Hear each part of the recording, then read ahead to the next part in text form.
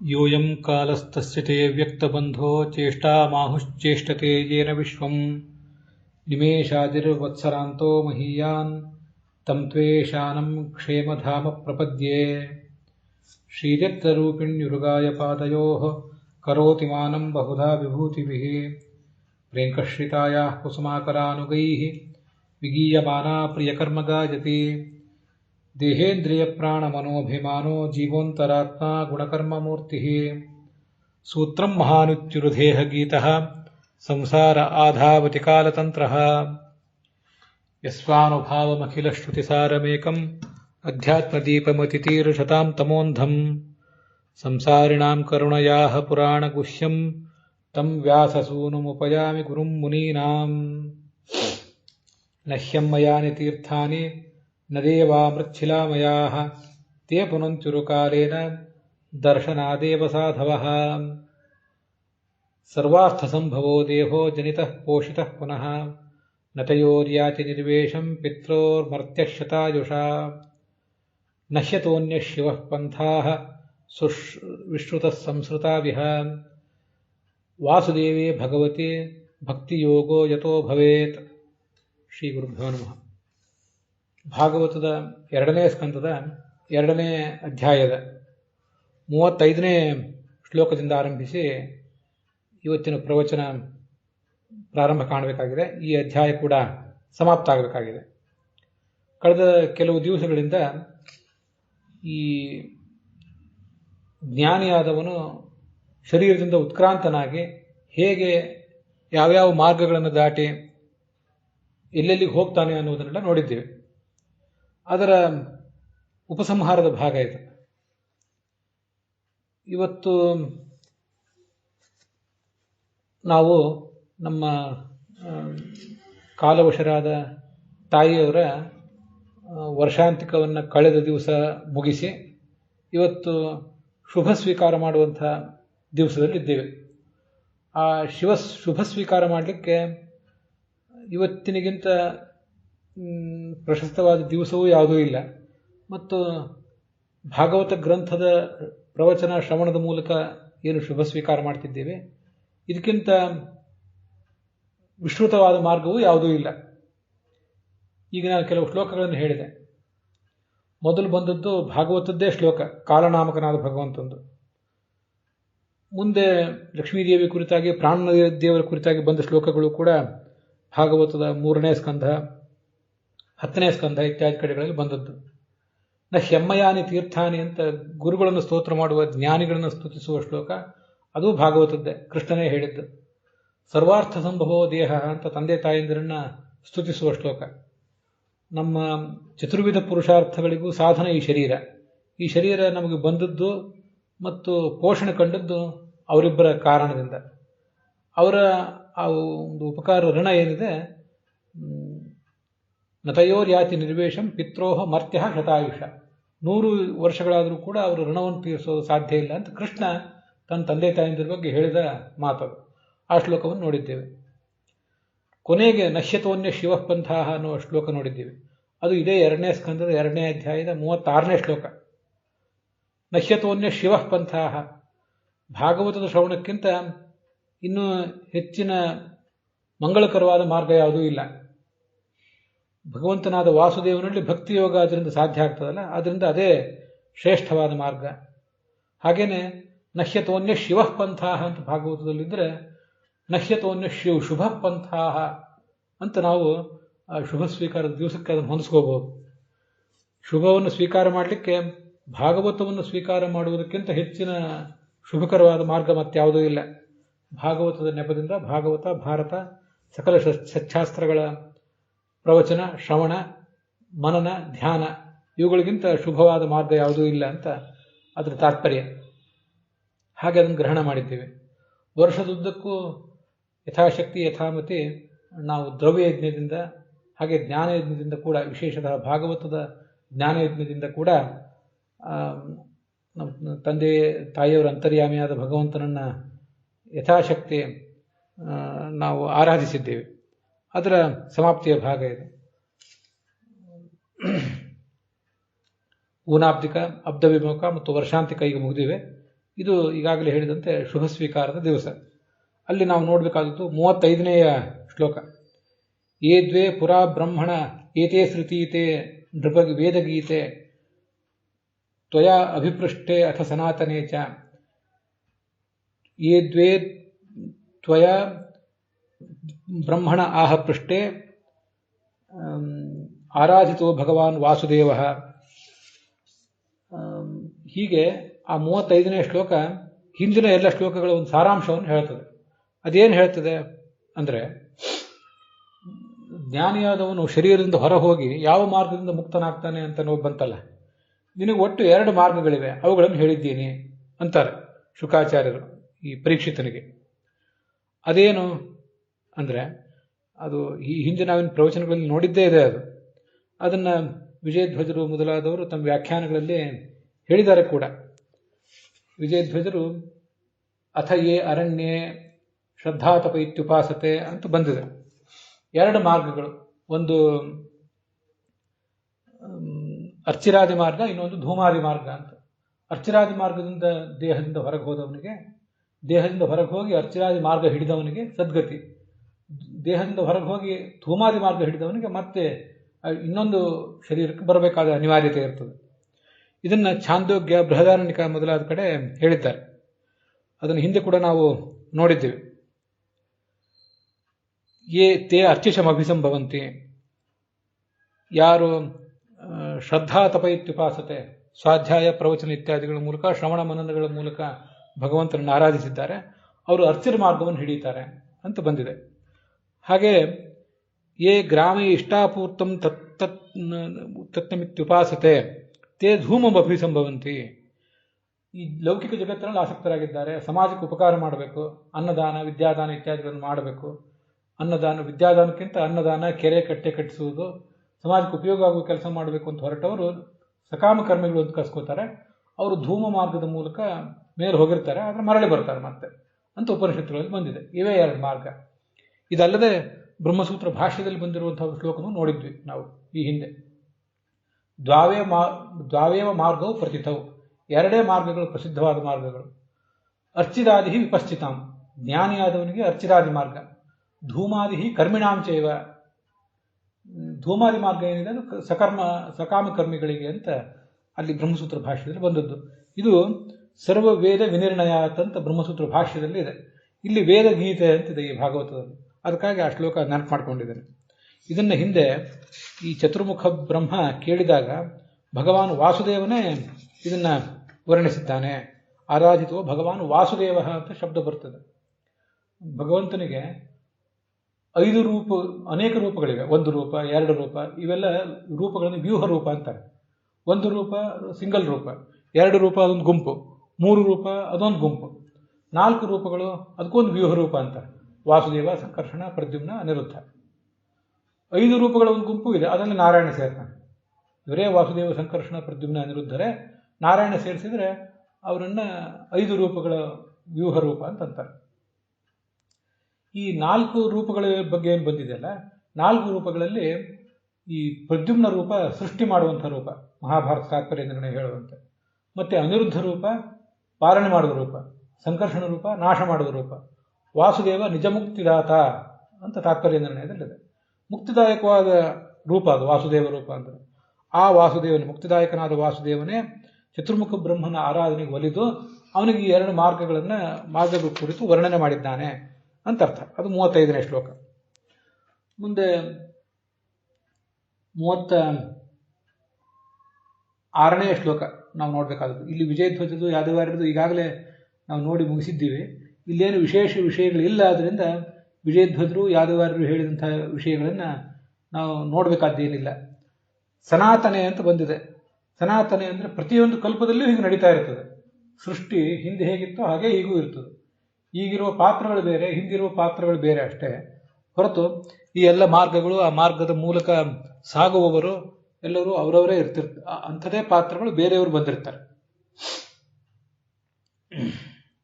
ಮುಂದೆ ನಾವು ನೋಡುವ 36ನೇ ಶ್ಲೋಕ. ಇದಕ್ಕಿಂತ ಶಿವ ಅಂದರೆ ಮಂಗಳಕರವಾದ ಮಾರ್ಗ ಈ ಸಂಸಾರದಲ್ಲಿ ಯಾವುದೂ ಇಲ್ಲ. ಈ ಮಾರ್ಗವನ್ನು ನಾವು ಹಿಡಿದ್ರೆ ಭಗವತಿ ವಾಸುದೇವೇ ಭಕ್ತಿಯೋಗ ಭವೇತ್. ಭಗವಂತನಾದ ಮುಕ್ತಿದಾಯಕನಾದ ವಾಸುದೇವನಲ್ಲಿ ಈ ಮುಕ್ತಿ ಮಾರ್ಗ ಹಿಡಿದ್ರೆ ನಮಗೆ ಭಕ್ತಿಯೋಗ ಆಗ್ತದೆ, ಮುಂದೆ ಮುಕ್ತಿಯೂ ಕೂಡ ದೊರೆಯುತ್ತದೆ. ಇದಕ್ಕೆ ಆಚಾರ್ಯರ ಭಾಗವತ ತಾತ್ಪರ್ಯ ಇದೆ. ಯದ್ ಭಗವಾನಾಹ, ಇದನ್ನ ಸ್ವಯಂ ಭಗವಂತನೇ ಹೇಳಿರುವುದರಿಂದ ಇದಕ್ಕಿಂತ ಶ್ರೇಷ್ಠವಾದ ಮಾರ್ಗ ಇನ್ಯಾವುದೂ ಇಲ್ಲ ಅಂತ ಅದರ ಒಂದು ಅರ್ಥ. ಇದು ಆಚಾರ್ಯರ ಭಾಗವತ ತಾತ್ಪರ್ಯ ತೋರಿಸಿರುವಂತಹ ವಾಕ್ಯ. ಈ ಶ್ಲೋಕದಲ್ಲೂ ಕೂಡ ವಿಶೇಷ ವಿಷಯಗಳನ್ನು ವಿಜಯಧ್ವಜರು ಮತ್ತು ಯಾದವಾರ್ಯರು ಏನು ಹೇಳಲಿಲ್ಲ. ಅದರಿಂದ ಅವುಗಳ ಸಾರಾಂಶ ಹೇಳಿದ್ದೇನೆ. ಆಪ್ತತಮೇನ ವ್ಯಾಸೇನ ಕೃಪೆಯ ಪ್ರಣೀತತ್ವ. ಎಲ್ಲ ಜನರಿಗೂ ಕೂಡ, ಎಲ್ಲ ಜೀವರಿಗೂ ಪರಮಾಪ್ತನಾದವನು ವೇದವ್ಯಾಸ. ಅಂಥ ವೇದವ್ಯಾಸ ಕೃಪೆಯಿಂದ ನಮಗೆ ಇದನ್ನು ಹೇಳಿರುವುದರಿಂದ ಇದು ಬಹಳ ಶುಭಕರವಾದಂಥ ಮಾರ್ಗ, ಈ ಭಾಗವತದ ಶ್ರವಣ ಅಂತನ್ನೋದು ಅಂತ ಅದರ ತಾತ್ಪರ್ಯ. ಭಾಗವತದ ಮಹತ್ವ ಎಂಥದ್ದು ಅಂದರೆ ಮುಂದಿನ ಶ್ಲೋಕ ಹೇಳ್ತದೆ. ಭಗವಾನ್ ಬ್ರಹ್ಮಕಾರ್ತ್ಸ್ನೇನ ತ್ರಿರನ್ವೀಕ್ಷ ಮನೀಷಯ ತದ್ಧಿ ಹ್ಯಪಶ್ಯನ್ ಕೂಟಸ್ಥೆ ಪ್ರತಿರಾತ್ಮನ್ ಯಥೋ ಭವೇತ್ ಅಂತ. ಇದು 37ನೇ ಶ್ಲೋಕ. ಭಾಗವತವನ್ನು ರಚನೆ ಮಾಡುವಾಗ 3 ಬಾರಿ ಸಮಸ್ತ ವೇದಗಳನ್ನೆಲ್ಲ ಆಲೋಡನೆ ಮಾಡಿ ಅದರ ಸಾರಾಂಶವನ್ನು ಆಲೋಚಿಸಿ ಅದನ್ನು ಭಾಗವತದ ಗ್ರಂಥದ ರೂಪದಲ್ಲಿ ತುಂಬಿದ್ದಾರೆ ವೇದವ್ಯಾಸರು ಅಂತರ್ಥ. ಹೀಗೆ ಅವರು ಮಾಡಿದ್ದೇನಿದೆ, ಬಹಳ ಕಷ್ಟಪಟ್ಟು ಅದನ್ನ ಆಲೋಚನೆ ಮಾಡಿ ವಿಮರ್ಶೆ ಮಾಡಿ ಆಮೇಲೆ ಈ ಭಾಗವತ ರಚನೆ ಮಾಡಿದ್ದು ಅಂತ ಕಂಡ್ರೂ ಕೂಡ ಅದಕ್ಕೆ ಆಚಾರ್ಯರು ಭಾಗವತ ತಾತ್ಪರ್ಯದಲ್ಲಿ ಹೇಳ್ತಾರೆ, ನಿತ್ಯಜ್ಞಾನೇನ ಸಿದ್ಧಂ ಚ ಪುನಃ ಪುನರವೇಕ್ಷತೆ ಲೀಲೆಯೈವ ಹರಿರ್ದೇವ ದುಷ್ಟಾನ ಮೋಹನಾಯ ಚ ಅಂತ. ಇದು ಆಚಾರ್ಯರು ಭಾಗವತ ತಾತ್ಪರ್ಯದಲ್ಲಿ ಹೇಳೋ ಮಾತು. ಭಗವಂತನ ಜ್ಞಾನ ನಿತ್ಯವಾದದ್ದು, ಯಾವುದೇ ಪ್ರಮಾಣದಿಂದ ಹೊಸದಾಗಿ ಪಡೆಯುವ ಜ್ಞಾನ ಅಲ್ಲ ಅದು. ಪ್ರತ್ಯಕ್ಷ ಅನುಮಾನ ಅಥವಾ ಆಗಮಗಳ ಮೂಲಕ ಹೊಸದಾಗಿ ಪಡೆಯುವ ಜ್ಞಾನ ಅಲ್ಲ ಅದು. ಆದ್ದರಿಂದ ಅವನಿಗೆ ಶಾಸ್ತ್ರಗಳ ಸಾರ ಏನು, ಭಾರತದ ಸಾರ ಏನು, ಭಾಗವತದ ಸಾರ ಏನು, ವೇದದ ಸಾರ ಏನು ಅಂತನ್ನುವುದು ಚೆನ್ನಾಗೇ ಗೊತ್ತಿದೆ. ಆದರೂ ಅವನು ಮತ್ತೆ ಮತ್ತೆ ಅದನ್ನ ಅವಲೋಕನ ಮಾಡ್ತಾನೆ. ಯಾಕೆ? ಲೀಲೆಯೇವ, ಇದು ಭಗವಂತನ ಲೀಲೆ ಅಷ್ಟೇ. ಮತ್ತೆ ನೋಡಿದವರಿಗೆ, ಸ್ವಯಂ ವೇದವ್ಯಾಸರಿಗೂ ಕೂಡ ಅಷ್ಟು ಸುಲಭವಾಗಿ ಭಾಗವತವನ್ನು ರಚನೆ ಮಾಡಲಿಕ್ಕಾಗಲಿಲ್ಲ, ಬಹಳ ಕಷ್ಟಪಡಬೇಕಾಯ್ತು ಅವರು. ವೇದವ್ಯಾಸ ಅನ್ನೋರು ಯಾರೋ ಒಬ್ಬ ಋಷಿ, ಸಾಮಾನ್ಯ ಋಷಿ ಅಂತ ಹೀಗೆ ಅವರಿಗೆ ಗ್ರಹಿಕೆ ಬರಬೇಕು ಅನ್ನೋ ದೃಷ್ಟಿಯಿಂದ ಭಗವಂತ ಹೀಗೆ ಮಾಡ್ತಾನೆ ಅಂತ ಬಂದಿದೆ. ಮತ್ತೆ ನಮಗದರಿಂದ ಸಿಗೋ ಪಾಠ ಏನು ಅಂದರೆ, ಸ್ವಯಂ ಭಗವಂತನೇ ಅವನು ಸಂಸಾರದಲ್ಲಿ ಎಂದೂ ಇದ್ದವನಲ್ಲ. ನಮಗೆ ಸಂಸಾರದ ಬಂಧನವನ್ನು ತೊಡಿಸಿ ನಮ್ಮನ್ನು ಮುಕ್ತರನ್ನಾಗಿ ಮಾಡಿ ಆನಂದ ಕೊಡುವವನು. ಅಂಥವನು ಕೂಡ ಎಲ್ಲ ಶಾಸ್ತ್ರಗಳ ಅವಲೋಕನ ಮಾಡ್ತಿದ್ದಾನೆ. ಬಿಂಬನಾದ ಅವನು ಇಷ್ಟೆಲ್ಲ ಮಾಡ್ತಿರುವಾಗ ಅವನ ಪ್ರತಿಬಿಂಬರಾದ ಅವನ ಅಧೀನರಾದಂಥ ನಾವು ಶ್ರವಣಾದಿ ವಿನಾನೇವ ಕ್ಷಣಂ ತಿಷ್ಟೇದಪಿ ಕ್ವಚಿತ್. ಶ್ರವಣ ಮನನ ಧ್ಯಾನಗಳಿಲ್ಲದೆ ಒಂದು ಕ್ಷಣವೂ ವ್ಯರ್ಥವಾಗಿ ಕಳೆಯಬಾರದು ಅಂತನೋ ಸಂದೇಶವನ್ನು ನಮಗೆ ಅವನು ಕೊಡ್ತಿದ್ದಾನೆ. ಮಹಾಭಾರತದಲ್ಲಿ ಹಾಗೊಂದು ಶ್ಲೋಕ ಇದೆ, ಅದು ನನಗೀಗ ನೆನಪಿಗೆ ಬರ್ತದೆ. ತಮ್ ದೇವೋ ದರ್ಶಯಾಮಾಸ ಕೃತ್ವಾ ಹಯಶಿರೋ ಮಹತ್. ಚತುರ್ಮುಖ ಬ್ರಹ್ಮನಿಗೆ ಭಗವಂತ ಹಯಗ್ರೀವ ರೂಪವನ್ನು ತೋರಿಸಿದಂತೆ. ಸಾಂಗಾನ್ ಆವರ್ತಯನ್ ವೇದಾನ್, ಹಯಗ್ರೀವನ ಮುಖದಿಂದ ಮತ್ತು ಬಾಯಿಯಿಂದ ಸತತವಾಗಿ ಶಾಸ್ತ್ರಗಳು ಹೊರಗೆ ಬರ್ತಿರ್ತವೆ, ನಮಗಿದು ಗೊತ್ತಿದೆ. ಆದರೆ ಅಷ್ಟು ಮಾತ್ರ ಅಲ್ಲ, ಅದನ್ನು ಆವರ್ತನ ಮಾಡ್ತಿರ್ತಾನಂತವನು, ಹೇಳಿದ್ದನ್ನೇ ಮತ್ತೊಂದ್ಸರಿ ಹೇಳ್ತಿರ್ತಾನಂತ. ಈ ಥರ ಈ ಆವರ್ತನ ಮಾಡ್ತಿರಬೇಕು ಶಾಸ್ತ್ರಗಳನ್ನು, ಮತ್ತೆ ಮತ್ತೆ ನಾವು ಆವರ್ತನೆಗೆ ಒಳಪಡಿಸಬೇಕು, ಮತ್ತೆ ಮನದಕ್ಕೆ ಒಳಪಡಿಸಬೇಕು ಅನ್ನೋದನ್ನು ಆ ಹಯಗ್ರೀವ ರೂಪನಾದ ಭಗವಂತ ಹಾಗೆ ಅದನ್ನು ಮಾಡಿ ತೋರಿಸ್ತಾ ಇದ್ದಾನೆ. ಈ ಥರ ಅವನು ಮಾಡಿ ಅದರ ಸಾರಾಂಶವನ್ನು ಗ್ರಹಿಸಿ ಹೀಗೆ ಭಾಗವತವನ್ನು ರಚನೆ ಮಾಡಿದ್ದಾನೆ. ಏಕಸ್ಯ ಪ್ರತಿಭಾತಂತೂ ಕೃತಕಾನ್ನ ವಿಶಿಷ್ಯತೆ. ವಿಜಯಧ್ವಜರು ಹೇಳ್ತಾರೆ, ಈ ಜಗತ್ತಿನಲ್ಲಿ ಯಾರೋ ಒಬ್ಬರಿಗೆ ಒಂದು ವಿಷಯ ಹೊಳೆದ್ರೆ ಅದು ಅವ್ರು ಮಾತ್ರ ಹೇಳಿದ್ದಾದರೆ ಅದನ್ನು ಉಳಿದವ್ರು ನಂಬಬೇಕು ಹೇಗೆ? ನಂಬೋದಿಲ್ಲ.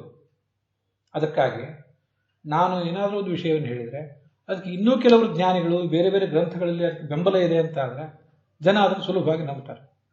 ಹಾಗಾಗಿ ವೇದವ್ಯಾಸರು ತಾವು ಭಾಗವತವನ್ನು ರಚನೆ ಮಾಡುವಾಗ ಅದಕ್ಕೆ 3 ಬಾರಿ ಆ ವೇದಗಳ ಸಮಾಲೋಢನ ಮಾಡಿ ಆ ವೇದದ ಒಂದು ಸಂವಾದ ಇದೆ ಅಂತ ಹೀಗೆ ತೋರಿಸ್ತಿದ್ದಾರೆ. ನಿರ್ವಿಕಾರನಾದ ಭಗವಂತ ಇದ್ದಾನಲ್ಲ, ನಿರ್ಗುಣನಾದ ಪ್ರಾಕೃತ ಗುಣರಹಿತನಾದ ಭಗವಂತ, ಅವನಲ್ಲಿ ನಮಗೆ ಭಕ್ತಿ ಬರಬೇಕು. ಆ ಭಕ್ತಿ ಬರುವುದಕ್ಕಾಗಿ ಈ ಗ್ರಂಥದ ರಚನೆ ಇದೆ. ತದ್ಧಿ ಹ್ಯಪಶ್ಯತ್ ಕೂಟಸ್ಥೆ ರತಿ ಆತ್ಮನ್ ಯಥೋ ಭವೇತ್. ಇದು ವಿಜಯಧ್ವಜರು ಹೇಳುವಂಥ ಮಾತು. ಹೀಗೆ ವೇದ ಮೂಲಕತ್ವಾಚ್ಚ ನ ಭಾಗವತಾದನ್ಯ ಶಿವಪಂಥ. ಪರಮಾಪ್ತರಾದ ವೇದವ್ಯಾಸರು ಹೇಳಿದ್ದು ಎರಡು ರೀತಿಯಿಂದ ಪ್ರಾಮಾಣ್ಯ. ಸ್ವಯಂ ಋಷಿಯಾದ ಸರ್ವೇಷಾಂ ಜನಾನ ಮೂಲಭೂತ ಗುರು, ಎಲ್ಲ ಜನರಿಗೂ ಮೂಲಭೂತ ಗುರು ಅಂತ ಕರೆಸ್ಕೊಂಡಿರುವ, ಮತ್ತೆ ಪ್ರಪಿತಾಮಹ ಅಂತ ಕರೆಸ್ಕೊಂಡಿರುವ, ಭಾಗವತ ತಾತ್ಪರ್ಯ ಮುಂದೆ ಅದನ್ನು ಹೇಳ್ತದೆ, ಎಲ್ಲರಿಗೂ ಅಜ್ಜ ಅಂತ ಕರೆಸ್ಕೊಂಡಿರುವ ಈ ಭಗವಂತ ಅವನು ರಚಿಸಿದ ಶಾಸ್ತ್ರ ಇದು ಒಂದು ಮೂಲ. ಮತ್ತೆ ವೇದದ ಬೆಂಬಲ ಅದಕ್ಕಿದೆ ಅಂತ ಅನ್ನೋದು ಮತ್ತೊಂದು ಮೂಲ. ಹೀಗೆ ಎರಡು ರೀತಿಯಿಂದ ಅದಕ್ಕೆ ಪ್ರಾಮಾಣ್ಯ ಇದೆ ಅಂತ ಅದರ ತಾತ್ಪರ್ಯ. ಈ ಮುಂದಿನ ಒಂದು ಶ್ಲೋಕ ಏನಿದೆ ಇದು ನಮಗೆ ಒಂದು ಅನುಮಾನವನ್ನು ತೋರಿಸ್ಕೊಡ್ತದೆ. ಅದಕ್ಕೆ ಹಿನ್ನೆಲೆ ಹೇಳಿದ್ದಾರೆ ವಿಜಯಧ್ವಜರು, ಅದು ತುಂಬ ಚೆನ್ನಾಗಿದೆ. ನಮಗೆ ವೇದಗಳು, ದೊಡ್ಡ ವೇದ ರಾಶಿ ನಮ್ಮ ಎದುರಿಗೆ ಉಪಲಬ್ಧ ಇದೆ. ಇತಿಹಾಸ ಅಂದರೆ ಮಹಾಭಾರತ, ಮೂಲ ರಾಮಾಯಣ ಮತ್ತು ಪಂಚರಾತ್ರ ಅಂತ ಉಪಲಬ್ಧ ಇದೆ. ಪುರಾಣಗಳು, ಭಾಗವತವು ಸೇರಿ 18 ಪುರಾಣಗಳಿವೆ.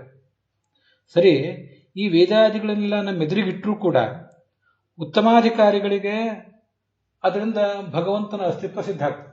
ಆ ಶಾಸ್ತ್ರಗಳನ್ನು ಅವ್ರು ನಂಬುತ್ತಾರೆ, ಜ್ಞಾನಿಗಳಾದವ್ರು ನಂಬುತ್ತಾರೆ. ಅವರಿಗೆ ಆ ಶಾಸ್ತ್ರಗಳ ಮೇಲೆ ವಿಶ್ವಾಸ ಇರ್ತದೆ ಮತ್ತು ಅವರು ನಂಬುತ್ತಾರೆ. ಅಧಿಕಾರಿಗಳು 3 ಥರ: ಉತ್ತಮಾಧಿಕಾರಿಗಳು, ಅಧಿಕಾರಿಗಳು ಮತ್ತು ಅಧಮಾಧಿಕಾರಿಗಳು ಅಂತ. ಉತ್ತಮಾಧಿಕಾರಿಗಳು ಭಗವಂತನ ಅಸ್ತಿತ್ವವನ್ನು, ಭಗವಂತನ ಲೀಲೆಗಳನ್ನು ಶಾಸ್ತ್ರಗಳ ಮೂಲಕ ನಂಬಿ ತಿಳಿಯುತ್ತಾರೆ. ಆದರೆ ಇತರೇ ಶಾಂತದ ಅಸ್ತಿತ್ವ ಕಥಂ? ಮಧ್ಯಮಾಧಿಕಾರಿಗಳಿಗೆ, ಅದರಲ್ಲೂ ಅಧಮಾಧಿಕಾರಿಗಳಿಗೆ ಶಾಸ್ತ್ರದ ಈ ಒಂದು ವಿಷಯವನ್ನು ನಾವು ನಂಬುವುದು ಹೇಗೆ ಅಂತ ನಮಗೊಂದು ಜಿಜ್ಞಾಸೆ ಬರ್ತದೆ. ನಮಗೆ ಯಾಕೆ ಜಿಜ್ಞಾಸೆ ಅಂದರೆ, ನಮಗೆ ಅನೇಕ ಕಾರಣಗಳಿಂದಾಗಿ, ಕಲಿಯುಗದ ಕಾರಣದಿಂದಾಗಿ, ತಮೋಗುಣದ ಒಂದು ಒತ್ತಡದ ಕಾರಣದಿಂದಾಗಿ ಶಾಸ್ತ್ರಗಳ ಮೇಲೆ ನಂಬಿಕೆ ಇರೋದಿಲ್ಲ. ಇದನ್ನು ನಾನು ಅನೇಕ ರೀತಿಯಿಂದ ವ್ಯಾಖ್ಯಾನ ಮಾಡ್ಕೊಳ್ಳಿಕ್ಕೆ, ನಾವಿರುವ ನೆಲೆ, ನಮ್ಮ ಹಿನ್ನೆಲೆಗೆ ಅನುಗುಣವಾಗಿ ಇದನ್ನು ವ್ಯಾಖ್ಯಾನ ಮಾಡ್ಕೊಳ್ಳಿಕ್ಕೆ ಪ್ರಯತ್ನ ಪಡ್ತೇನೆ. ಫಂಡಮೆಂಟಲಿ ಶಾಸ್ತ್ರಗಳನ್ನು ಯಾಕೆ ನಂಬಬೇಕು ಅಂತ ಒಂದು ಪ್ರಶ್ನೆ. ನಂಬಿದ ಮೇಲೆಯೂ ಕೂಡ ಅದರಲ್ಲಿ ಯಾವ ಪಾಠ ಸರಿ, ಯಾವ ಅರ್ಥ ಸರಿ ಅಂತ ನಿರಂತರವಾಗಿ ವಿದ್ವಾಂಸರಲ್ಲಿ ಒಂದು ಚರ್ಚೆ, ಮಥನ ನಡೀತಿರ್ತದೆ. ಇದೆಲ್ಲದರ ನಡುವೆ ಭಗವಂತನನ್ನು ನಂಬುವುದು ಹೇಗೆ ಅಂತ ಒಂದು ಮಹಾಪ್ರಶ್ನೆ ಅಧಮಾಧಿಕಾರಿಗಳಿಗೆ. ಯಾದವಾರ್ಯರಾಥರದ ಪ್ರಶ್ನೆ ಮಾಡ್ಕೊಂಡಿಲ್ಲ, ವಿಜಯಧ್ವಜರು ಮಾಡ್ಕೊಂಡಿದ್ದಾರೆ. ಹಾಗಾದ್ರೆ ನಾವೇನು ಮಾಡಬೇಕು? ಭಗವಂತನ ಅಸ್ತಿತ್ವ, ಅವನು ನಮ್ಮನ್ನು ನಿಯಂತ್ರಿಸ್ತಿದ್ದಾನೆ ಅನ್ನೋದು ನಮಗೆ ಹೇಗೆ ತಿಳಿಬೇಕು ಅಂತ ಪ್ರಶ್ನೆ ಬಂದರೆ ಅದಕ್ಕೆ ಈ ಶ್ಲೋಕ. ಭಗವಾನ್ ಸರ್ವಭೂತೇಷು ಲಕ್ಷಿತಶ್ಚಾತ್ಮನ ಹರಿಃ ದೃಶ್ಯೈರ್ಬುದ್ಧ್ಯಾದಿಭಿ ದ್ರಷ್ಟ ಲಕ್ಷಣೈ ಅನುಮಾಪಕೈ ಅಂತ. ನಾವು ಶಾಸ್ತ್ರಗಳನ್ನು ಆಚೆ ಬದಿಗಿಡಬೇಕು. ಈ ವಿಜಯಧ್ವಜರ ಹಿನ್ನೆಲೆಯಲ್ಲಿ ಇದನ್ನು ಅರ್ಥ ಮಾಡ್ಕೊಳ್ಳೋದಾದ್ರೆ, ಶಾಸ್ತ್ರಗಳು ನಮಗೀಗ ಅರ್ಥ ಆಗಲಿಲ್ಲಲ್ಲ, ಗಹನವಾದ ಶಾಸ್ತ್ರಾರ್ಥಗಳು ನಮಗೆ ತಿಳಿದೇ ಹೋದರೆ ಗಹನಾನ್ ಶಾಸ್ತ್ರಾರ್ಥಾನ್ ಪರಿತ್ಯಜ್ಯ, ಮಹಾಭಾರತದ ಒಂದು ಶ್ಲೋಕ ಇದೆ. ಆ ಶ್ಲೋಕದ ಹಿನ್ನೆಲೆಯಲ್ಲಿ ಇದನ್ನು ಅರ್ಥ ಮಾಡ್ಕೋತಿದ್ದೇನೆ ನಾನು. ತಸ್ಮಾತ್ ತ್ವಂ ಗಹನಾನ್ ಸರ್ವಾನ್ ತ್ಯಕ್ವಾ ಶಾಸ್ತ್ರಾರ್ಥ ವಿಸ್ತಾರ. ವಿಸ್ತಾರವಾದ ಶಾಸ್ತ್ರ ರಾಶಿ ನಮ್ಮ ಎದುರಿಗಿದೆ, ಅದು ಬಹಳ ಗಹನ ಆಗಿದೆ. ಸಂಸ್ಕೃತ ಅರ್ಥ ಆಗಲಿಲ್ಲ, ಸಂಸ್ಕೃತವೇ ಅರ್ಥ ಆದರೂ ಕೂಡ ಅದರ ಸ್ಪಿರಿಟ್ ಅರ್ಥ ಆಗಲಿಲ್ಲ, ಶಾಸ್ತ್ರದ ಸ್ಪಿರಿಟ್ ಅರ್ಥ ಆಗಲಿಲ್ಲ, ತುಂಬ ಕಷ್ಟಕರವಾಗಿದೆ ಅಂತ ಕಾಣಿಸಿದರೆ ಅದನ್ನೆಲ್ಲ ಬದಿಗಿಡಬೇಕು. ಇದನ್ನು ಒಟ್ಟಾರೆ ಸಕಲ ಶಾಸ್ತ್ರಗಳ ಗಹನತೆ ಬಗ್ಗೆ ಕೂಡ ನಾನು ಈ ಮಾತು ಹೇಳ್ತಿದ್ದೇನೆ. ಕಳೆದ 7-8 ದಿವಸದಿಂದ ಮಾರ್ಗಗಳು, ಅದಕ್ಕೆ ಟಿಪ್ಪಣಿಗಳು, ಅದರಲ್ಲಿ ತುಂಬ ಕ್ಲಿಷ್ಟವಾದ ವಿಚಾರಗಳು ಬಂದಿದೆಯಲ್ಲ, ಆ ದೃಷ್ಟಿಯಿಂದಲೂ ಈ ಮಾತನ್ನು ಹೇಳ್ತಿದ್ದೇನೆ. ಬಂದಿದೆಯಲ್ಲ, ಇರಲಿ, ಪರಿತ್ಯಜ್ಯ, ಅದನ್ನೆಲ್ಲ ಬದಿಗಿಡು ಅಂದರೆ ಅದನ್ನು ತಿರಸ್ಕಾರ ಮಾಡುವಂಥ ಅರ್ಥ ಅಲ್ಲ, ಪೆಂಡಿಂಗ್ ಇಡುವಂಥ ಅರ್ಥ. ಅನನ್ಯಚೇತಾ ಧ್ಯಾಯಸ್ವ ನಾರಾಯಣ ಭಜಂಬಿಹು, ನಾರಾಯಣನೊಬ್ಬರನ್ನು ಯಾವತ್ತೂ ಧ್ಯಾನ ಮಾಡು ಅಂತ ಮಹಾಭಾರತ ನಮಗೆ ಸಂದೇಶ ಕೊಟ್ಟಿದೆ. ಹಾಗಾದ್ರೆ ನಾವೇನು ಮಾಡಬೇಕು? ಶಾಸ್ತ್ರವನ್ನು ಬದಿಗಿಡೋಣ. ಬದಿಗಿಟ್ಟು ಮುಂದೆ ಏನು ಮಾಡಬೇಕು? ಹಾಗಾದ್ರೆ ಭಗವಂತನ ತಿಳಿಯುವುದು ಹೇಗೆ ಅಂತ ಒಂದು ಪ್ರಶ್ನೆ ಬರ್ತದೆ.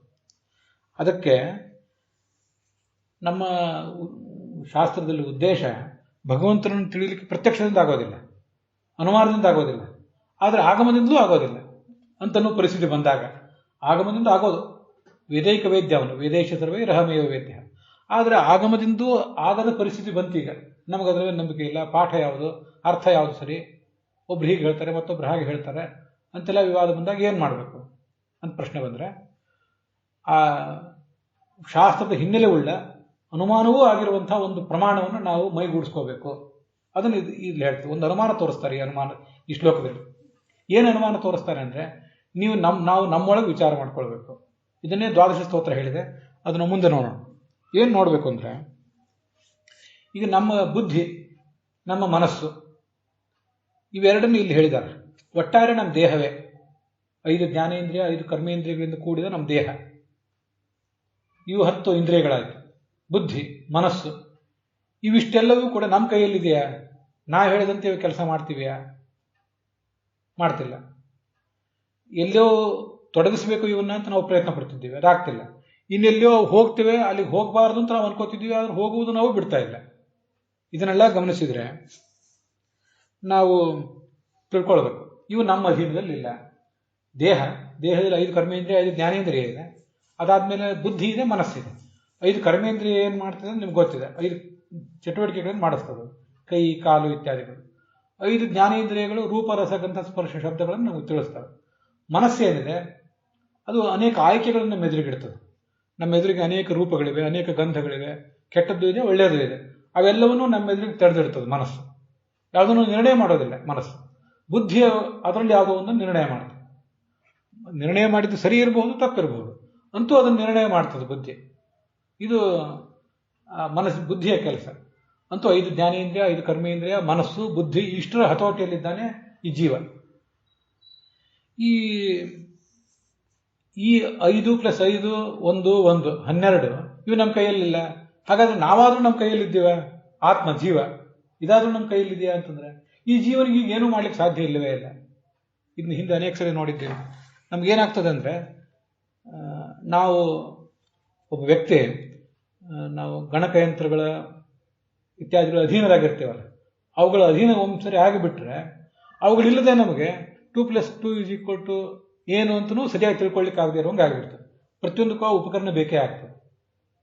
ಹೇಗೆ ಉಪಕರಣಗಳ ಅಧೀನರಾಗಿಯೇ ನಾವು ಕೆಲಸ ಮಾಡಬೇಕಾಗ್ತದೋ, ಮನೆಯ ಕೆಲಸಗಳು, ಬೌದ್ಧಿಕ ಕೆಲಸಗಳು, ಎಲ್ಲ ಕೆಲಸಗಳನ್ನ, ಅದೇ ಥರ ನಮಗೂ ಕೂಡ ಈಗೇನಾಗಿದೆ, ಈ 5 ಜ್ಞಾನೇಂದ್ರಿಯ 5 ಕರ್ಮೇಂದ್ರಿಯ, ಮನಸ್ಸು, ಬುದ್ಧಿ ಇಲ್ಲದೆ ಏನು ಕೆಲಸ ಮಾಡ್ಲಿಕ್ಕೆ ಆಗ್ತಿಲ್ಲ. ಆತ್ಮನಿಗೆ ಬೇಕಾದ ಶಕ್ತಿ ಇದೆ, ಎಲ್ಲ ಸರಿ, ಆದರೆ ಇವುಗಳ ಹತೋಟಿಯಲ್ಲಿದ್ದಾನ, ಅದನ್ನು ಅವನಿಗೇನು ಮಾಡ್ಲಿಕ್ಕೆ ಆಗ್ತಿಲ್ಲ. ಇವು ನಾವು ಹೇಳಿದಂತೆ ಕೇಳ್ತಿಲ್ಲ. ಹಾಗಾಗಿ ಏನು ಮಾಡಬೇಕು? ಇವುಗಳನ್ನು ನಿಯಂತ್ರಿಸುವವನು ಯಾರೋ ಒಬ್ಬ ಇದ್ದಾನೆ ಅಂತ ನಾವು ತೀರ್ಮಾನ ಮಾಡಬೇಕಾಗ್ತದೆ. ಇದನ್ನೇ ಭಾಗವತ ಪ್ರತಿಪಾದನೆ ಮಾಡಿದೆ. ಶಾಸ್ತ್ರದ ಉದ್ದಕ್ಕೂ ಅದನ್ನೇ ಪ್ರತಿಪಾದನೆ ಮಾಡಿದೆ. ಧ್ರುವ, ಪ್ರಹ್ಲಾದ ಮೊದಲಾದವರ ಕಥೆಗಳಲ್ಲಿ, ಎಲ್ಲ ಕಥೆಗಳಲ್ಲಿಯೂ ಕೂಡ, ಪಾಂಡವರ ಕಥೆಗಳಲ್ಲಿ ಎಲ್ಲ ಕಡೆಯೂ ಕೂಡ ಅದು ಪ್ರತಿಪಾದನೆ ಮಾಡಿರುವುದು ಧ್ರುವನೊಳಗೆ ನಿಂತು, ಪ್ರಹ್ಲಾದನೊಳಗೆ ನಿಂತು, ಪಾಂಡವರೊಳಗೆ ನಿಂತು, ಅನೇಕ ಚಕ್ರವರ್ತಿಗಳೊಳಗೆ, ರಾಜರೊಳಗೆ, ಋಷಿಗಳೊಳಗೆ ನಿಂತು ಈ ಎಲ್ಲ ಕೆಲಸಗಳನ್ನು ಮಾಡಿಸಿದವನು ಅವನೇ ಅಂತಲೇ ಅದು ವರ್ಣನೆ ಮಾಡಿದೆ. ಹಾಗಾದರೆ ಅದೇನು ಅನುಮಾನ ಅಂದರೆ, ಹೀಗೆ ಒಂದು ಅನುಮಾನ ಮಾಡಬೇಕು ಅಂತ ಹೇಳ್ತಾರೆ. ಅನುಮಾನದಲ್ಲಿ ಪಕ್ಷ, ಸಾಧ್ಯ, ಹೇತು ಇವೆಲ್ಲ ಇರ್ತಾರೆ, ಇವು ನಮ್ಗೆ ಗೊತ್ತಿದೆ. ಅದೇನು ಅನುಮಾನ ಅಂದರೆ, ವಿಮತಾಹ ಚೇತನಾಹ, ಚೇತನದ ಅಂದರೆ ಎಲ್ಲ ಜೀವರು, ಇವರ ಪಕ್ಷ. ಅನ್ಯೇನ ಬುದ್ಧಿಯಾದಿ ನಿಯಂತ್ರ ಯುಕ್ತಾಹ, ನಮ್ಮ ಬುದ್ಧಿ ಮನಸ್ಸುಗಳನ್ನು ನಿಯಂತ್ರಿಸುವಂಥ ಇನ್ಯಾರೋ ಒಬ್ಬನಿಂದ ಇವರು ನಿಯಂತ್ರಿತರಾಗಿದ್ದಾರೆ ಅಂತ ಸಾಧ್ಯ.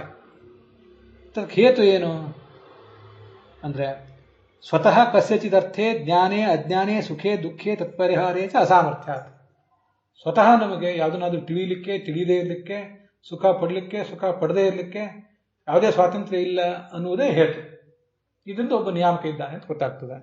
ಇದನ್ನೇ ದ್ವಾದಶ ಸ್ತೋತ್ರದಲ್ಲಿ ಯದಿನಾಮ ಪರೋನ ಭವೇತ ಹರಿಹಿ ಕಥಮಸ್ಯ ವಶೇ ಜಗದೇತದಭೂತ್. ಭಗವಂತ ಒಂದು ವೇಳೆ ಸರ್ವೋತ್ತಮ ಆಗಿಲ್ಲದೆ ಹೋದರೆ ಕಥಮಸ್ಯ ವಶೇ ಜಗದೇತದಭೂತ್, ಈ ಜಗತ್ತು ಅಂದರೆ ಜಡಚೇತನಾತ್ಮಕವಾದ ಜಗತ್ತು, ಅವನು ವಶದಲ್ಲಿ ಹೇಗಿರೋ ಸಾಧ್ಯ ಅಂತ ಪ್ರಶ್ನೆ. ಆದ್ದರಿಂದ ಅವನು ಅದಕ್ಕೆ ನಿಯಾಮಕನಾಗಿದ್ದಾನೆ, ಸರ್ವೋತ್ತಮನಾಗಿದ್ದಾನೆ. ಸರಿ, ಇದವನು ವಶದಲ್ಲಿ ಇದೆ ಅಂತಲೇ ನಂಬೋದು ಹೇಗೆ ಅಂತ ಮತ್ತೆ ಪ್ರಶ್ನೆ ಬರ್ತದಲ್ಲ. ಯದಿನಾಮನತಸ್ಯ ವಶೇ ಸಕಲಂ, ಅದಕ್ಕೆ ಉತ್ತರ ಹೇಳ್ತಾರೆ, ಯದಿನಾಮನತಸ್ಯ ವಶೇ ಸಕಲಂ ಕಥಮೇವಚ ನಿತ್ಯ ಸುಖಂ ನ ಭವೇತ್. ಇದು ಅವನು ವಶದಲ್ಲಿ ಇಲ್ಲ ಅಂತಾಗಿದ್ರೆ ಇದಕ್ಕೆ ಯಾವಾಗಲೂ ಸುಖವೇ ಯಾಕೆ ಸಿಗ್ತಾ ಇಲ್ಲ, ದುಃಖ ಯಾಕೆ ಹೋಗ್ತಾ ಇಲ್ಲ ಆಚೆಗೆ? ದುಃಖವನ್ನು ಹೋಗಿಸ್ಕೋಬೇಕು ಅಂತ ಪ್ರಯತ್ನ ಪಡ್ತಿದ್ದೇವೆ, ಸುಖ ಬೇಕು ಅಂತ ಪ್ರಯತ್ನ ಪಡ್ತಿದ್ದೇವೆ, ಎರಡೂ ಆಗ್ತಾ ಇಲ್ವಲ್ಲ, ಯಾಕೆ? ಭಾಗವತ ಅದನ್ನು ತುಂಬ ಸುಂದರವಾಗಿ ಬೇರೆ ಒಂದು ಕಡೆ ಹೇಳಿದೆ. ಕಿಂ ಆತ್ಮನಾಥೇನ ಜಹಾತಿ ಯೋ ಮುದಂ. ನಿನ್ನ ಮೇಲೆ ನಮಗೆ ಈ ಜಗತ್ತಿನಲ್ಲಿ ಪ್ರಾಯ ಅತಿ ಹೆಚ್ಚು ಆದರ, ಅಭಿಮಾನ ಎಲ್ಲ ಇರೋದು ನಮ್ಮ ಮೇಲೆ. ಸ್ವಾದರ ಸರ್ವಸಿದ್ಧಂತೂ ನಾವು ಸಂಸಿದ್ಧೋ ಹಿ ಸ್ವಭಾವತಃ ಅಂತ ಅನುವ್ಯಾಖ್ಯಾನದಲ್ಲಿ ಒಂದು ಕಡೆ ಹೇಳ್ತಾರೆ. ಸ್ವಾದರ, ನಮ್ಮ ಮೇಲೆ ಸೆಲ್ಫ್ ಪ್ರೈಡ್, ಅಭಿಮಾನ, ಇದೆಲ್ಲ ಇರುವುದು ನಮ್ಮ ಬಗ್ಗೆ. ನಮಗೆ ಇದಕ್ಕಿಂತ ಹೆಚ್ಚಿನದನ್ನು ಭಗವಂತನಲ್ಲಿ ಇಡಬೇಕು ಅಂತ ಅಲ್ಲಿ ಅನುವ್ಯಾಖ್ಯಾನದಲ್ಲಿ ಬಂದಿದೆ. ಅದಿರಲಿ, ನಾವು ನಮ್ಮ ಬಗ್ಗೆ ಇಷ್ಟೆಲ್ಲ ಅಭಿಮಾನ ಇಟ್ಕೊಂಡಿದ್ದೇವಲ್ಲ, ಅಹಂಕಾರ ಇಟ್ಕೊಂಡಿದ್ದೇವಲ್ಲ, ವಾಸ್ತವಿಕವಾಗಿ ನಾವೆಷ್ಟು ಕ್ಷುಲ್ಲಕರು ಅಂತ ವಿಚಾರ ಮಾಡಿದರೆ ಕಿಮ ಆತ್ಮನ ನಿನ್ನನ್ನು ಕಟ್ಕೊಂಡು ನಿನ್ನನ್ನು ಇಷ್ಟೆಲ್ಲ ಮೆಚ್ಚಿಕೊಂಡಿದ್ದೀಯಲ್ಲ, ನೆಚ್ಚಿಕೊಂಡಿದ್ದೀಯಲ್ಲ, ಅಭಿಮಾನ ಪಡ್ತಿದ್ದೀಯಲ್ಲ ನಿನ್ನ ಬಗ್ಗೆ, ಇದರಿಂದ ಏನು ಉಪಯೋಗ? ಅದು ನಿನ್ನಿಂದ ನಿನಗೇನು ಉಪಯೋಗ ಆಗಿದೆ? ಯಾಕೆಂದ್ರೆ ಜಹಾತಿ ಯೋ ಮುದಂ, ನಿನಗೆ ಬೇಕಾದಾಗ ನಿನಗೆ ಸುಖ ಸಿಗ್ತಿಲ್ಲ, ಬೇಡಾದ ದುಃಖ ಹೋಗ್ತಿಲ್ಲ. ಅಂತ ನಿನ್ನನ್ನು ಕಟ್ಕೊಂಡು, ನಿನ್ನನ್ನು ಮೆಚ್ಚಿಕೊಂಡು, ನಿನ್ನ ಬಗ್ಗೆ ಮೋಹ ಪಟ್ಕೊಂಡು, ಅಭಿಮಾನ ಪಟ್ಕೊಂಡು ಏನಾಗಬೇಕಾಗಿದೆ ಅಂಥದ್ದು ಭಾಗವತ ಮುಂದೊಂದು ಕಡೆ. ಹಾಗೆ ನಿತ್ಯ ಸುಖ ನಿಮ್ಗೆ ಆಗ್ತಿಲ್ವಲ್ಲ. ಈಗ ನಿತ್ಯ ಸುಖ ಆಗ್ತಿಲ್ಲ ಅಂದ್ರೆ ಯಾರ್ದೋ ಒಬ್ಬರು ವಶದಲ್ಲಿದ್ದೀರಿ ಅಂತ ಅರ್ಥ. ಯಾರ್ದೋ ಒಬ್ಬರು ವಶದಲ್ಲಿ ಇದ್ದೀರಿ ಅಂತಂದ್ರೆ ಅವನು ಸರ್ವೋತ್ತಮ ಆಗಿದ್ದಾನೆ ಅಂತ ಅರ್ಥ.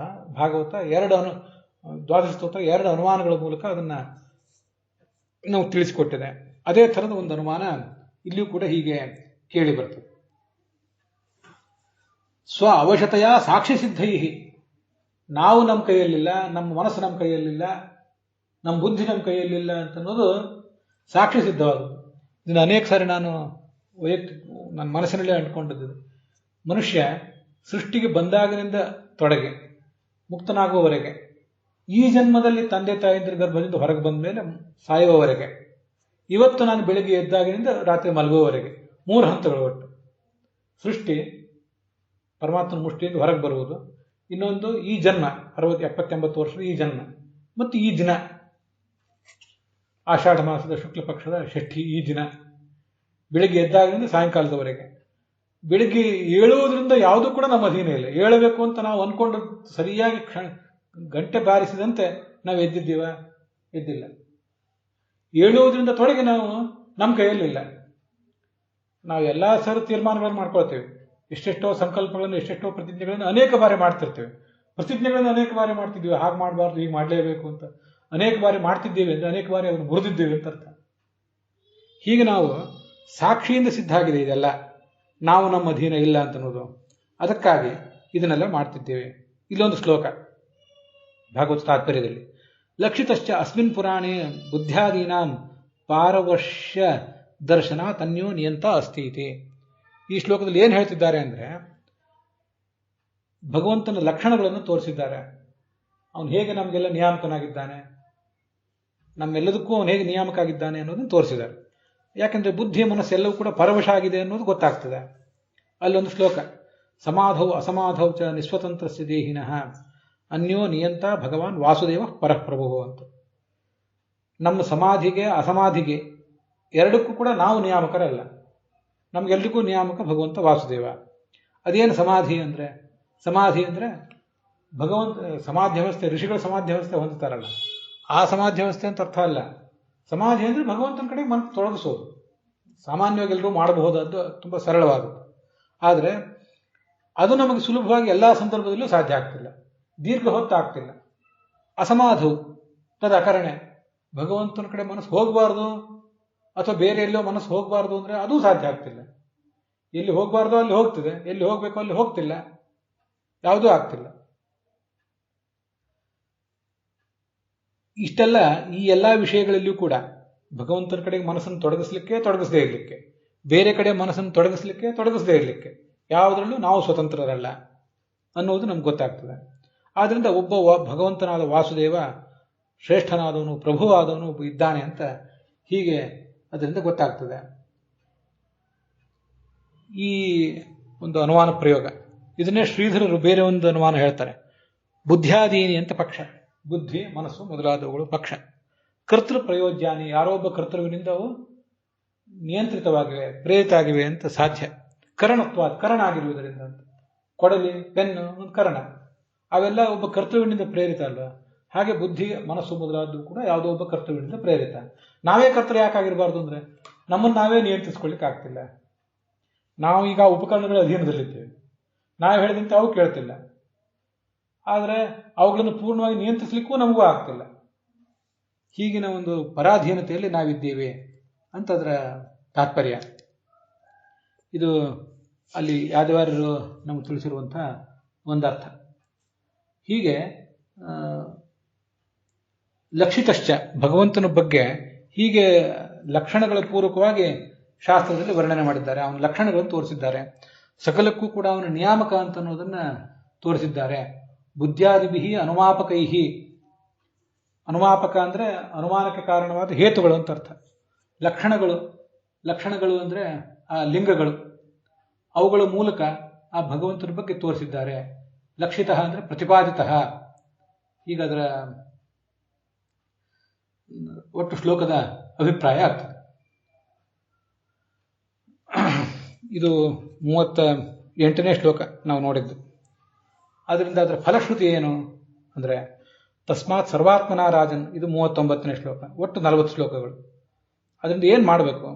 ಸರ್ವಾತ್ಮನ, ಎಲ್ಲ ರೀತಿಯಿಂದಲೂ ಭಗವಂತನನ್ನೇ ಯಾವಾಗಲೂ ಎಲ್ಲ ಪ್ರದೇಶಗಳಲ್ಲಿಯೂ ಎಂಥ ಸ್ಥಿತಿಯಲ್ಲಿದ್ದರೂ, ಎಂಥ ದುಃಖದ ಸ್ಥಿತಿಯಲ್ಲಿದ್ದರೂ ಶ್ರೋತವ್ಯ ಕೀರ್ತಿತವ್ಯಶ್ಚ ಸ್ಮರ್ತವ್ಯ, ಅವನ ಬಗ್ಗೆ ಶ್ರವಣ ಮಾಡಬೇಕು, ಮುಂದೆ ಕೀರ್ತನ ಮಾಡಬೇಕು, ಸ್ಮರಣ ಮಾಡಬೇಕು ಅಂತ ಕೇಳಿ ಬರ್ತದೆ.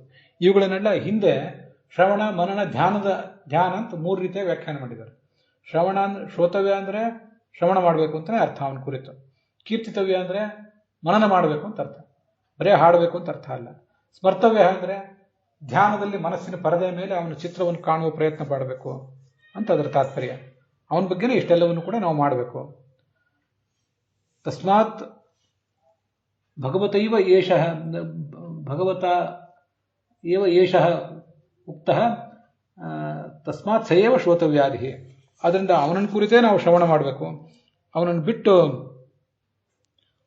ಬೇರೆ ಯಾರನ್ನು ಮಾಡಬಾರ್ದು. ಸ್ವಯಂ ವೇದವ್ಯಾಸರಿಂದಲೇ ರಚಿತವಾದ್ದರಿಂದ ಈ ಭಾಗವತದ ಮಾರ್ಗದಲ್ಲಿಯೇ ನಾವು ಮುಂದುವರಿಬೇಕು ಅಂತ ಅದರ ತಾತ್ಪರ್ಯ.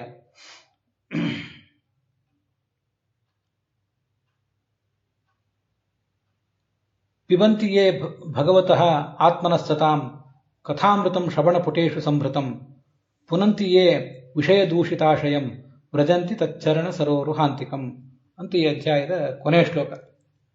ಅಲ್ಲಿ ಏನು ಶ್ರವಣ, ಮನನ, ಧ್ಯಾನ ಇತ್ಯಾದಿಗಳನ್ನು ಮಾಡಿದ್ರಿಂದ ಏನು ಫಲ ಸಿಗ್ತದೆ ಅಂದರೆ, ಈ ನಮ್ಮ ಮನಸ್ಸು, ನಮ್ಮ ವ್ಯಕ್ತಿತ್ವ ಏನು ಈ ಕಲುಷಿತ ಆಗಿದೆಯಲ್ಲ ವಿಷಯ ಪದಾರ್ಥಗಳ ಸಂಪರ್ಕದಿಂದ, ಆ ಮಾಲಿನ್ಯ ಎಲ್ಲ ಹೊರಟು ಹೋಗ್ತದೆ.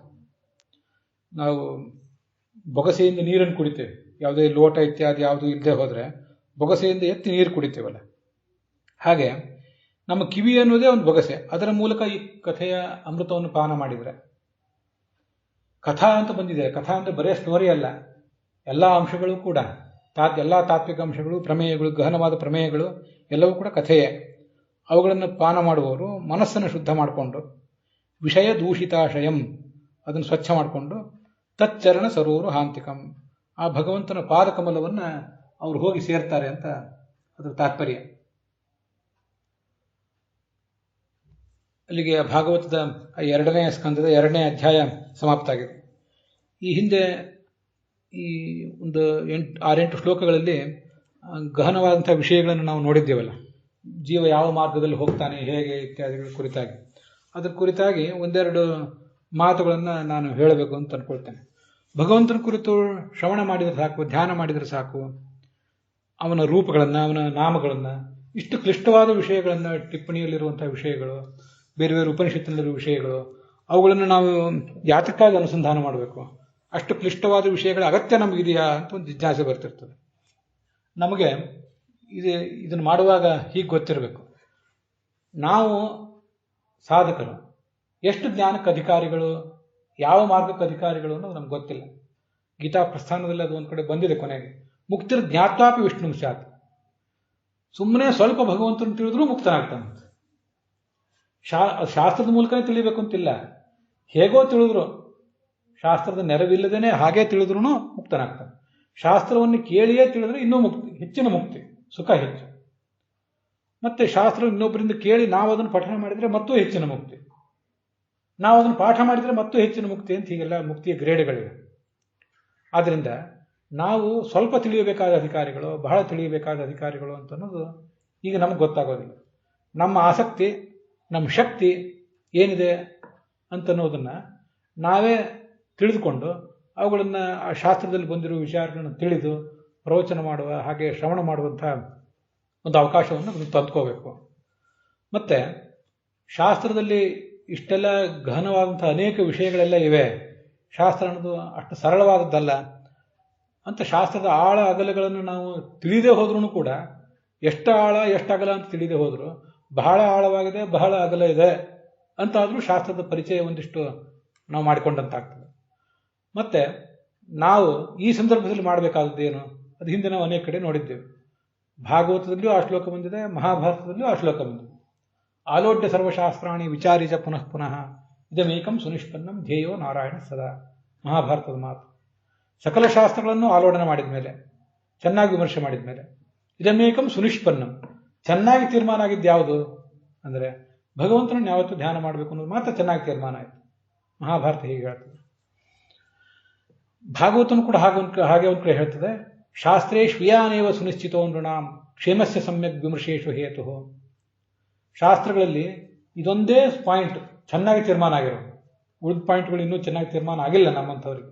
ಅದೇನೆಂದರೆ ಕ್ಷೇಮಸ್ಯ, ನಮ್ಮ ಕ್ಷೇಮಕ್ಕೆ ಯಾವುದು ಕಾರಣ ಅಂದರೆ ಅಸಂಗ ಆತ್ಮವು ವ್ಯತಿರಿಕ್ತ ವಸ್ತುನೇ, ಭಗವಂತನಿಂದ ಹೊರತಾದ ಬೇರೆ ವಸ್ತುಗಳ ಬಗ್ಗೆ ಕಡೆಗಣನೆ, ಅದನ್ನು ತಿರಸ್ಕಾರ ಮಾಡಬೇಕು.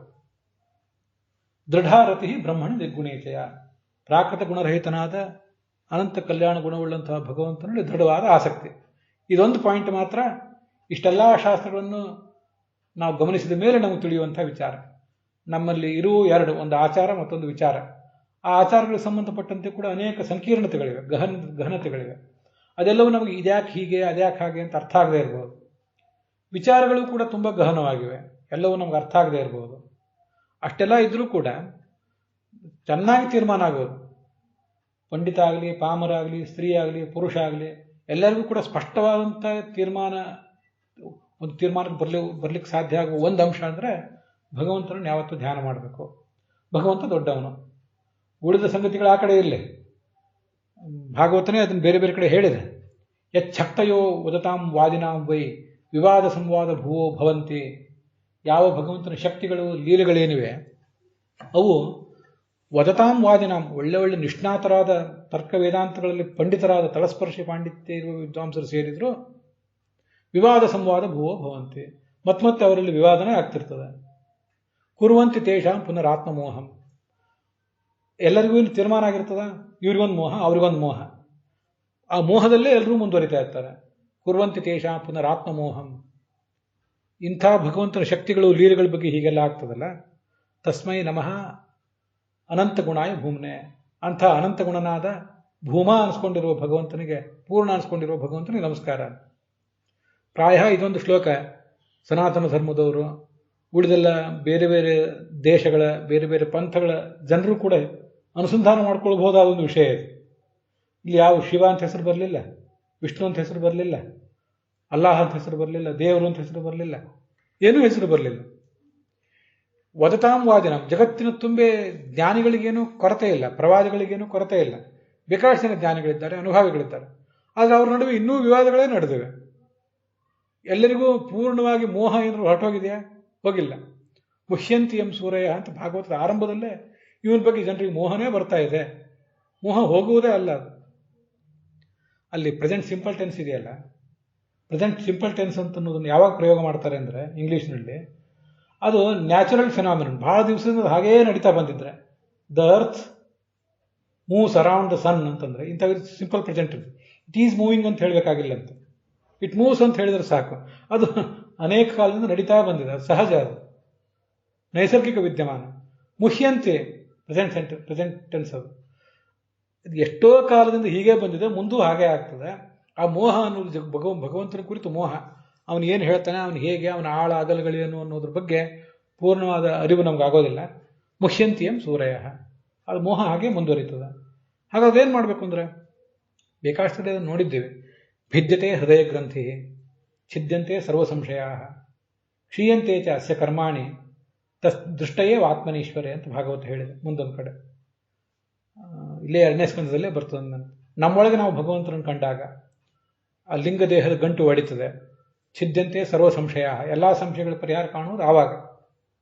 ಕ್ಷೀಯಂತೆ ಚ ಅಸ್ಯ ಕರ್ಮಾಣಿ, ಇವನ ಕರ್ಮಗಳೆಲ್ಲವೂ ಕೂಡ ಕ್ಷೀಣ ಆಗುವುದು ಆವಾಗ. ಭಗವಂತನನ್ನು ಕಾಣಬೇಕು, ಕಾಣುವವರೆಗೂ ಕೂಡ ಇಂಥದ್ದೆಲ್ಲ ಗೊಂದಲಗಳು ಇದ್ದೇ ಇರ್ತವೆ. ಆದ್ದರಿಂದ ಆ ಶಾಸ್ತ್ರಗಳು, ಆ ವಾಕ್ಯಗಳು, ಆ ವಿಷಯಗಳು ಎಷ್ಟು ಕಠಿಣವಾಗಿವೆ, ನಮಗೆ ಇವತ್ತು ಅರ್ಥ ಆಗ್ತಿವೆಯೋ ಇಲ್ವೋ, ಆಗದೆ ಹೋದರೂ ಕೂಡ ಯಾವ್ದು ಅರ್ಥ ಆಗಿವೆ ಅವನ್ನ ಶ್ರವಣ ಮಾಡುವುದು, ಯಾವ್ದು ಅರ್ಥ ಆಗಿಲ್ಲ ಅವನ್ನ ಬದಿಗಿಡುವುದು. ಬದಿಗಿಡ್ಲಿಕ್ಕೆ ಪರ್ಮಿಷನ್ ಕೊಟ್ಟಿದೆ ಶಾಸ್ತ್ರ, ನಮ್ಮ ಇತಿಮಿತಿಗಳನ್ನು ಅರಿತೇ ಅದಕ್ಕೆ ಪರ್ಮಿಷನ್ ಕೊಟ್ಟಿದೆ. ಆದ್ರಿಂದಲೇ ಯಥಾಶಕ್ತಿ ಅಖಿಲಾನ್ ವೇದಾನ್, ನಮ್ಮ ಶಕ್ತಿ ಬಗ್ಗೆ ನಾವು ಬೇರೆ ಯಾರಿಗಾದರೂ ಕಣ್ಣಿಗೆ ಮೋಸ ಮಾಡ್ಬೋದು. ನನ್ನ ಶಕ್ತಿ ಇಷ್ಟೇ ಇದೆ, ಇದಕ್ಕಿಂತ ಹೆಚ್ಚಿನ ನನ್ನ ಕೈಯಿಂದ ಆಗೋದಿಲ್ಲ ಅಂತ ನಾವು ಮೋಸ ಮಾಡ್ಬೋದು. ಆದರೆ ಯಥಾಶಕ್ತಿ ಎಲ್ಲ ಶಾಸ್ತ್ರಗಳನ್ನು ಓದಿ ಉಪಾಸನೆ ಮಾಡಬೇಕು, ಧ್ಯಾನ ಮಾಡಬೇಕು ಅಂತ ಶಾಸ್ತ್ರ ಹೇಳಿದೆ. ಪೂರ್ಣ ಅಧ್ಯಯನ ಸಾಧ್ಯ ಇರುವುದು ಚತುರ್ಮುಖ ಬ್ರಹ್ಮನಿಗೆ ಮಾತ್ರ. ಉಳಿದವರಿಗೆ ಅಷ್ಟು ಸಾಧ್ಯ ಇಲ್ಲ, ಹೌದು. ಆದರೂ ನಮಗೆಷ್ಟು ಶಕ್ತಿ ಇದೆಯೋ ಅಷ್ಟು ಭಗವಂತನ ಕುರಿತು ನಾವು ಧ್ಯಾನ ಮಾಡಲೇಬೇಕು, ಅಷ್ಟು ಶ್ರವಣ ಮಾಡಲೇಬೇಕು, ಅಷ್ಟು ಮನನ ಮಾಡಲೇಬೇಕು. ಮತ್ತೆ ಏಕಂ ಚ ತತ್ವತೋ ವೇತ್ತಂ ವಿನಾ ಸರ್ವಜ್ಞತಾಂ ನರಃ ನ ಸಮರ್ಥೋ ಮಹೇಂದ್ರೋಪಿ ತಸ್ಮಾತ್ ಸರ್ವತ್ರ ಜಿಜ್ಞಾಸೇತ್. ಒಂದು ಸಣ್ಣ ಸಂಗತಿ, ಗೋಪಿನಿಂದನ ಹಚ್ಚಿಕೊಳ್ಳುವುದು, ಸಂಧ್ಯಾವಂದನ ಮಾಡುವುದು, ಶ್ರಾದ್ದ ಹೇಗೆ ಮಾಡಬೇಕು, ವಾಜಪೇಯಿ ಅಶ್ವಮೇಧ ಯಾಗದಂಥ ಮಹಾಯಾಗಗಳು ಆ ಕಡೆ ಇರಲಿ.